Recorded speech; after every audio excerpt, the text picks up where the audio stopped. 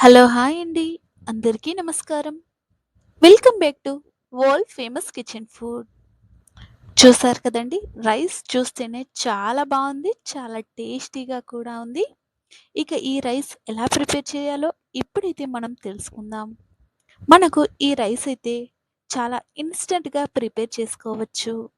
ఇక ఆఫీస్‌కి వెళ్ళే వాళ్ళు గానీ, ఉద్యోగానికి వెళ్ళే వాళ్ళు గానీ, ఇలా స్కూల్‌కి పిల్లలు వెళ్తుంటారు కదండీ! ఇలా లంచ్ బాక్స్‌లోకి కూడా చాలా ఈజీగా ఎలాంటి హడావిడి లేకుండా మనకు చాలా తొందరగా ఈ రైస్ అయితే ప్రిపేర్ చేసుకోవచ్చు. ఇలా ప్రతి ఒక్కరు బ్యాచిలర్స్ కూడా ఇలా ఇంట్లో ప్రిపేర్ చేసుకుంటూ ఉంటారు కదండీ! ఇలా ప్రతి ఒక్కరు కూడా ఇంట్లో ఈజీగా ప్రిపేర్ చేసుకోవడానికి చాలా ఈజీగా ఉండే ఈ రైస్ ఎలా ప్రిపేర్ చేసుకోవాలో ఇప్పుడైతే మనం ఈ వీడియోలో వివరంగా తెలుసుకుందాం. ఇక ముందుగా మీరైతే ఇలా కరివేపాకునైతే తీసుకోండి. మీరు పచ్చిగా ఉన్నటువంటి కరివేపాకుని తీసుకున్నా పర్వాలేదు. ఇలా కాస్త ఆరిపోయిన కరివేపాకుని తీసుకున్నా పర్వాలేదు. మీరు ఎక్కువ మట్టుకైతే కరివేపాకునైతే తీసుకొచ్చుకొని 2, 3 డేస్ అయితే ఇంట్లో ఇలా నీడ పట్టున మాత్రమే ఇంట్లో ఎండకు కాదండి నీడ పట్టునే ఇలా చక్కగా ఆరబెట్టేసుకోండి. ఇలా చక్కగా ఆరబెట్టేసుకున్న తర్వాత కరివేపాకునైతే సెపరేట్ చేసేసుకోండి.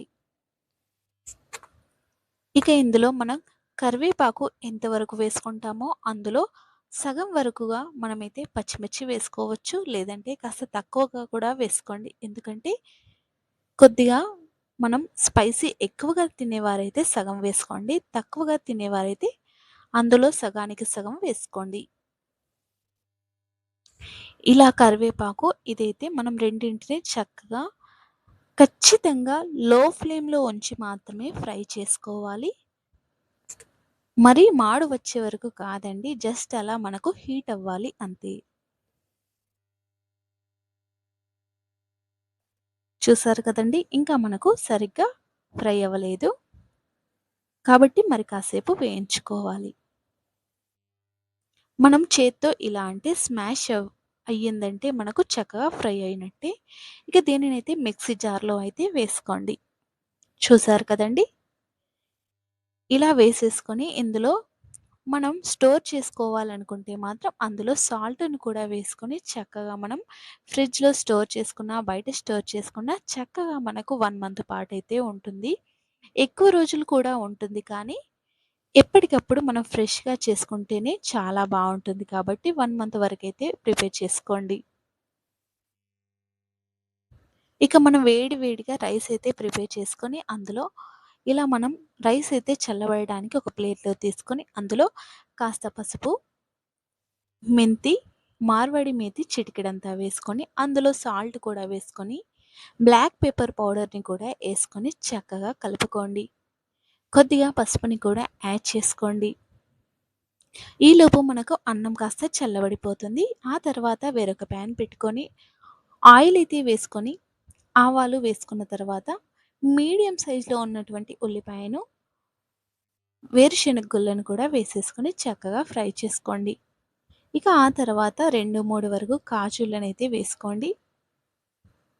ఇలా క్యాషూ నట్స్, ఆల్మండ్ నట్స్ 2, 3 వరకు వేసుకుంటే సరిపోతుంది. ఎక్కువగా వేయనవసరం లేదు. జస్ట్ అలా ఫ్లేవర్ కోసం ఒక వెల్లుల్లి రెబ్బనైతే వేసుకొని, ఇక ఆ తర్వాత పచ్చి శనగపప్పుని కూడా వేసుకోండి. ఇక మనమైతే ముందుగా ప్రిపేర్ చేసుకున్నటువంటి కరివేపాకు పొడి అయితే ఉంది కదండీ! దీనినైతే ఇందులో వేసుకోండి.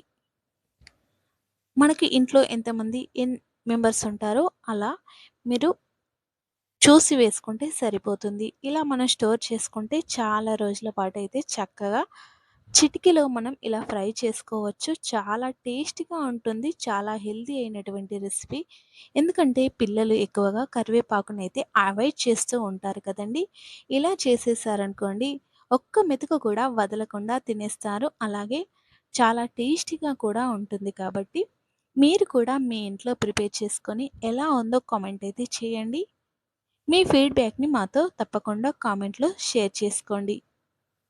ఇక ఆ తర్వాత చల్లబడిన రైస్‌నైతే మనం ఇందులో వేసేసుకోవాలి. వేసేసుకొని చక్కగా కలుపుకోవాలి. రుచికి తగ్గట్టుగా సాల్ట్‌ని కూడా వేసుకోండి. నేను రైస్‌లో వేశాను. ఆ తర్వాత కూడా వేశాను. ఉప్పుని సరిగ్గా చూసుకొని వేసుకుంటే సరిపోతుంది. ఇక మనం ఎప్పుడైనా సరే వీలైనంత ఎక్కువ సార్లు వేడి రైస్‌తోనే ఈ రైస్‌ని ప్రిపేర్ చేసుకోండి. ఎందుకంటే మనకు చల్లబడిన అన్నం అంత హెల్తీకి యూజ్ అవ్వదు కాబట్టి, పిల్లలకు పెట్టేటప్పుడు ఎక్కువ మట్టుకైతే వేడి అన్నమే ఇలా వేడి అన్నంతోనే రైస్‌నైతే ప్రిపేర్ చేసుకోండి. చూసారు కదండీ! కరివేపాకు రైస్ ఎలా ఉందో. మీకు కూడా ఈ కరివేపాకు రైస్ నచ్చితే తప్పకుండా లైక్ చేసి, షేర్ చేసి, సబ్స్క్రైబ్ చేసుకోండి. ఇక మా వీడియోనైతే మీరు పూర్తిగా చూసినందుకు ధన్యవాదాలు. Thank you for watching.